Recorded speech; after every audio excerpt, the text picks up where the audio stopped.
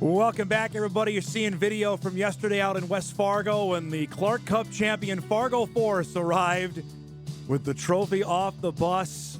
Huge crowd was out at the lights yesterday evening to welcome back the champs, who beat Dubuque on Saturday night to win the series 3-1 to bring a second Clark Cup back to Fargo. And the man who was the architect of it, he was the coach in 2018 and the GM in 2024. Cary Eades is good enough to join us here. I don't know if you have much of a voice left, so I appreciate you giving us a few minutes. Tell me the emotions. Was it different this time around than in 2018 for you? A little different. In 2018, I was the head coach and GM, so you're right on the bench, and during the game, have a lot to think about as a GM. You're sitting up top, and it's can be frustrating at times, but our coaching staff, led by Brett Skinner, did an outstanding job. 2018 was our first in the organization's history, and now we've been able to duplicate that. And more importantly, for the returning players, pardon me, from last year's team, a little redemption. They won the regular season title last year as well. So, and getting beat by Youngstown in the final, let them little sour taste in their mouth. Yeah. And this year they were able to do the double whammy. Tell me the emotions for you. Did you get a sense the guys even flinched being down 2-1 at Sioux City? You've been in a ton of elimination games. It seemed like they played their best hockey in games 4 and 5 of that series. Yeah, it was a real testament to, the team and their will, their belief in each other. We hadn't faced a lot of adversity throughout the year. Everything had gone so smoothly that was our biggest test for sure. And to come out and win 5-0, 4-0 in the 2 elimination games just showed the strength of this team, how we could pull together and, close out a series, close out a game. And that was again evident in the finals. What about this team was really special to you? You've been around other championship teams. What about this one still will stand out to you when you look back on it in, 10, 15 years? Yeah, no question, Dom. It was the consistency of excellence with this Yeah. program. It to set the record in wins with 50 in the regular season out of 62 games, and then go 9-3 in the playoffs. 59 wins, that could stand for a while with how tough the USHL is. And it just takes unbelievable mindset to not have any satisfaction. We owe a lot to our original owner, Ace Brandt, who was a very successful businessman, as people know. Loved to win, but with every success, he was always pushing, hey, that's great, we've accomplished this, but what about doing this? And I think that's something that Oh. our players and coaching staff followed this season. And where there's no satisfaction ever. There's a number of games, sitting afar. I watched the games on the road, on the computer, and I thought, man, we might not be at our best tonight. We had a big win last night. Maybe we come out a little overconfident, but there was none of that. And that's why we ran off the record that we did. So consistency and a purpose each game, and no satisfaction are things that stick out with this group. We had Brett on a couple weeks ago. Tell me how you found him. Where did you find Brett Skinner, and what did you think he would be the right guy for this job? Well, I first came across Brett Skinner as a player for Denver University as I was coaching the University of North Dakota. And as he reminds me many times, they beat us in the 2005 NCAA championship game.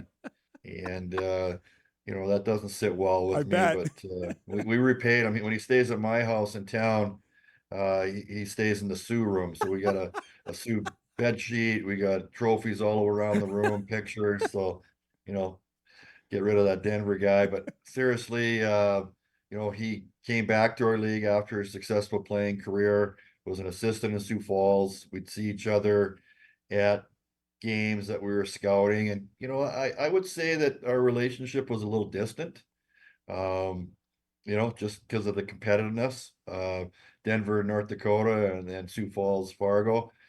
So we didn't, share a lot of hugs or beverages on the road, but we grew a respect for each other. And then, when Nick Oliver left, he was one of the leading guys to replace him. And then the first interview just was bang on. And I knew who I wanted after that. And he has not done anything to doubt that decision by our organization or disappoint in any way. He told me about, I was regaling with stories of his playing career, both in Russia and everything, everywhere he's played. How much do you think that helped with the guys that he's played all over the world?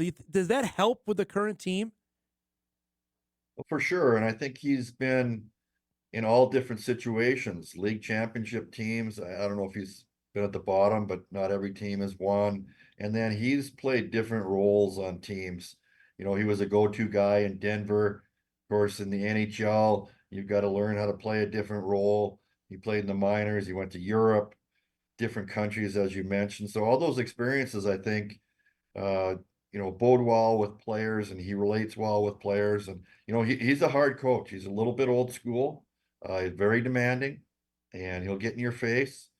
And he makes players better. And in the end, they played really hard for him. They played hard for each other, and that's what it's all about. All right, so tell me the emotions, the final seconds on Saturday. You mentioned you're on the bench in 2018. Where are you, and how quick did you get down to the ice on Saturday? Well, I waited. We scored the empty netter with about a minute and a half left, and some of the media were trying to shake my hand. I was going to have none of that at that time.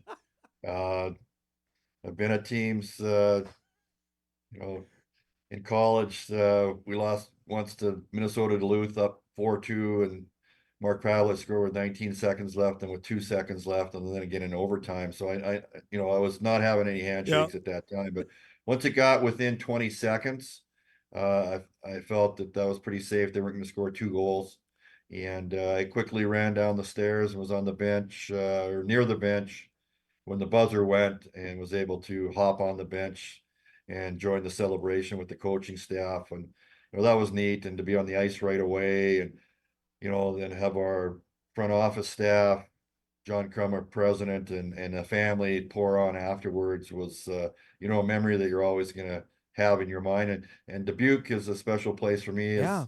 I started my USHL career there. And in those days, you had a national championship, which we won my second year. My oldest daughter was born there. So, it was fun to do it in that town. Is the only, not necessarily downer of it, that you've won both of these on the road? I'm sure you would love to do this in front of the home crowd. Not does that I know it doesn't take away from winning, but I'm sure you'd love to have one of these you do in front of the crowd at Shields Arena. Yeah, it would be nice to share that moment with our fans. However, entering game 4, we were trying to avoid a game 5 Right. at all cost. Dubuque was more than a worthy opponent. More regular seasons, their record would have won the Anderson Cup. We had that one-off year that was spectacular, and they gave us everything we can handle. Each game was closely contested. Their speed was something else, and the way they moved the puck. So we were going to end it any way we could. And thank goodness we're not practicing today for a game 5 tomorrow night at home. But it would have been nice. Maybe one year we'll get her done at home. Well, all right. So how heavy is that? It looks bulky. How heavy is the Clark Cup? Yeah, it's got some girth to it, that's for sure. I was joking when I got it handed to me on the ice that I kind of pump faked a little bit, like it was too heavy. But yeah, it's got some size to it. Both the Clark and Anderson Cup are very pretty trophies, and it was a neat event last night, as you mentioned, of the lights to have Yeah. both trophies there, and people being able to take pictures with them and players sign autographs. So we're extremely proud. And it's tough to do both of them. The COVID shortened season, Chicago was able to do it. Put a little asterisk beside it, because it was a shorter season. The grind of the long season has been 10 years. Actually, Dubuque was the last team to do it in 12-13. Man. So there's kind of got to be a reason why the regular season champ doesn't also win the playoffs. There's, you're out of gas, you're mentally tired. Other teams are good, maybe hungrier, but this team was, again, able to pull off the double whammy. Well, you see that in the NHL all the time. The team that wins the President's Trophy doesn't win the Stanley Cup. That happens more Yep. often than not, right? Exactly. I Yeah. just saw a stat the other day that Vancouver wins tonight. They'll be the first time ever, I think, that the 4 division winners in the regular season will make it to the semifinals. Wow. So yeah, hockey is a momentum game. It's a great team game. You know, they throw the regular season out the window come playoffs, and you see that at whatever level there is. You lifted the Broadmoor Trophy as well. Which one is more cumbersome, the Broadmoor Trophy or the Clark Cup? Which Yeah, the one? Broadmoor is like a much larger cup. Yeah. Um, yeah, it's heavy. You know, they're all heavy, but yeah, the Broadmoor with all that silver is hard to lift. And yeah, we won 3 as a player and a couple more as a coach. So had the pleasure of lifting that one. All right. So what's today? You put your feet up after you're done with me. What's on the docket now? You don't have a game. I wish. We've got player exit meetings starting here in an hour.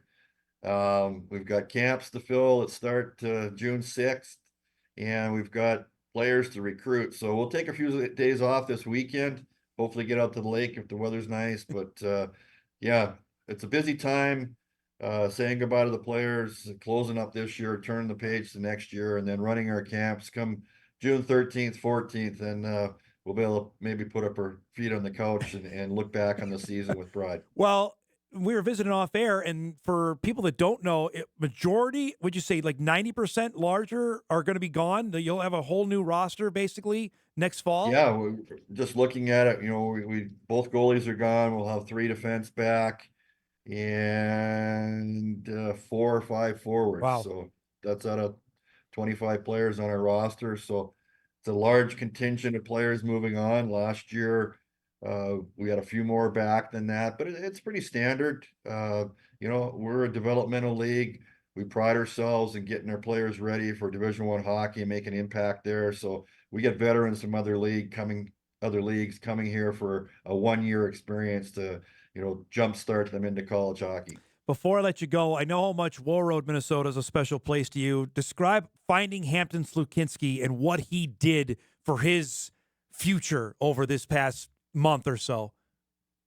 Yeah, I mean, my tie with Warroad is tight. You know, we had Hampton's older brother Grant in our program, known the family since they were babies, and but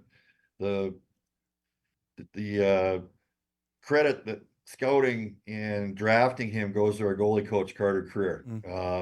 You know, it was 2 years ago. He had another year of high school left to play, and as each round went by, he was like, "We got to take Sukinski. We got to take." I said, "He's not coming for a year. We've got to take other people that are coming next year. We got to take him." And I think we took him about the 9th round, and whoa, what a great pick that was! So Carter's not only selected him, but then he also coached him up and turned him into one of the great goaltenders of all time in our league, and he's heading to Northern Michigan next year. So where does he rank now in all-time Warroad players? That's a pretty good list, man. Yeah, we don't want to get into that. Henry Boucher's and TJ Oshie's of the world have done it in the NHL level. Dave Christian. I mean, You're gonna Brock Nelson. We got a couple. Yeah, Brock Nelson's not a bad player. Wyatt Smith. I mean, you go down the Larry Olim one. It's pretty good guys there. Yeah. So he's got some work to do in college and pro to even crack the top 10. All right, before I let you go, I know you're a Vancouver guy. Are you on pins and needles tonight? It's Edmonton, Game 7. Oilers, 1 Game 6. What's the emotions for Game 7 tonight? Well, I'm pumped for the Canucks. Yeah, my brother is a huge Canucks fan. He'll be on pins and needles, but this is relaxation time for me. My pins and needles are ended over about 9:30 Saturday night, and you know, I'm on a high. I don't have too much invested in the Canucks winning tonight. I hope they do, but if they don't, you know, then you got some pretty good superstars from Edmonton moving forward to watch. And so you it's still great hockey, and we love it. And you still got the Clark Cup in your place. So what does it matter, right? Yeah, that's exactly right, Dom. It's great to see you, but congratulations. Enjoy a little bit of the summer, and we'll talk soon. All right. Definitely will. Thank you so much for having us on. Cary Eades, general manager, 2 times over now, Clark Cup champion with the Fargo Force. Of course, he's the head coach in 2018, and now the GM in 2024. That was quite the scene. I've said it throughout the entire playoff run. The crowds out there were awesome. The fact they had 4,300 on a Sunday night at Shields Arena in May should take everybody else that does anything sports related in this town and make them stand up and like, okay, what are they doing and how do we get in on that? Because everybody would want to know what's the secret sauce that's happening at Shields Arena and how do we make it happen with us, especially out of season.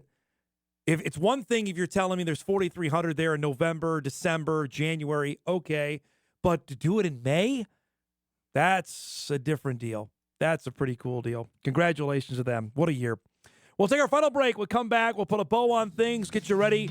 Got a busy Monday night on the sports world. Of course, we'll answer our poll question about the emotions of last night's game for the Timberwolves. Back on Hot Mike. We'll wrap things after this.